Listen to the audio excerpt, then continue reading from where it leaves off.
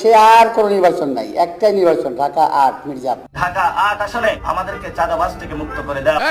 কার কথা বলতেছ? নামটা আল্লামা মির্জা আব্বাস। আব্বাস উদ্দিন হয়ে গেছে মির্জা আব্বাস। চান্দাবাদ চান্দাবাদ। শুধু মির্জা আব্বাস মির্জা আব্বাস মির্জা আব্বাস একটা তসবি দিয়ে দিতে বলবো হাতের সামনে। মির্জা আব্বাস মির্জা আব্বাস মির্জা আব্বাস মির্জা আব্বাস মির্জা আব্বাস মির্জা আব্বাস মির্জা আব্বাস। আরে কি যন্ত্রণা!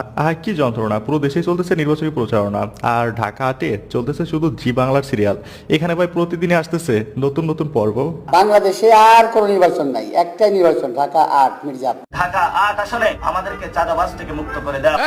কার কথা বলতেছ? নামটা বলো। দেখেন ভাই, এই দুই ক্যারেক্টার রিয়েল লাইফ ড্রামা শুরু করে দিচ্ছে। দেখে যা মনে হচ্ছে না, একজন আরেকজনের পিছনে খোঁচা না মারতে পারলে পেটের ভাত হজম হয় না। ওরা ঘুমায় থাকলেও ঘুম হারাম করে দিব, জেগে থাকলে ওদের জাগনা হারাম করে দিব।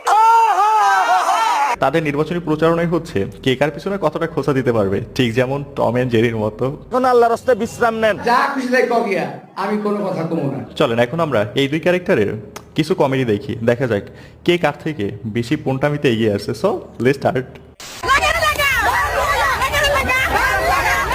একটু আগে নাসিরউদ্দিন পাটোয়ারি ভার্সেস মির্জা আব্বাস, তাদের নির্বাচনের সেরা একটা মুহূর্ত দেখলাম, যেখানে মির্জা আব্বাসের এক কর্মী একটা কুকুরকে লাথি মেরে সরাই দিতেছে।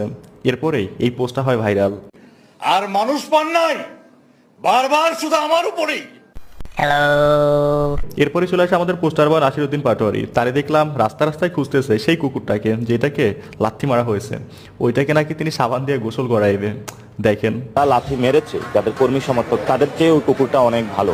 এই জন্য হলো ওই কুকুরকে হলো গোসল করানো উচিত, কারণ যারা লাথি মেরেছে তাদের থেকে এই কুকুর অপবিত্র হয়েছে। পাকিস্তানের একজন গ্যাংস্টার আছে দাউদ ইব্রাহিম, তো ঢাকা ৮-এ এই ধরনের দাউদ ইব্রাহিমরা চলে এসেছে। কার কথা বলতেছ? নামটা বলো তো, কার কথা? আসলে তো কথাটা কারে বলছে, নামটা বলেন আগে। আব্বাস উদ্দিন ওরফে মির্জা আব্বাস। কার কথা বলতেছিস? দেখছেন অবস্থাটা ভাই, আর যাই বলেন না কেন, 12 তারিখে নির্বাচন, মানি না মানবো না। নির্বাচন মিনিমাম আরো 1 মাস পিছাতে হবে।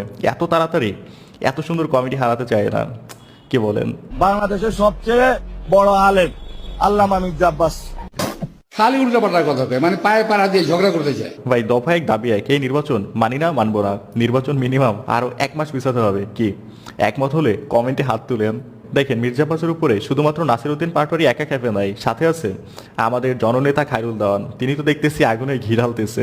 আমি যদি দাওয়া দেই মির্জা আব্বাসে, ঢাকা শহরে থাকতে পারবো না, গ্রামে চলে যেতে হবে। এদিকে এত হুমকির পরেও পরিবেশ ঠান্ডা করার জন্য মির্জা আব্বাস তার বাসায় আমন্ত্রণ জানাচ্ছে একবেলা খাইয়ে পেট ঠান্ডা করার জন্য। আমার বাসায় আপনারা এসে চা খাই যান, চা খান, নাস্তা খান, বিরিয়ানি খান, সব খাবো। জীবনের নিরাপত্তার হুমকিতে আছি। ও যে আগে বলে তুই কই আছিস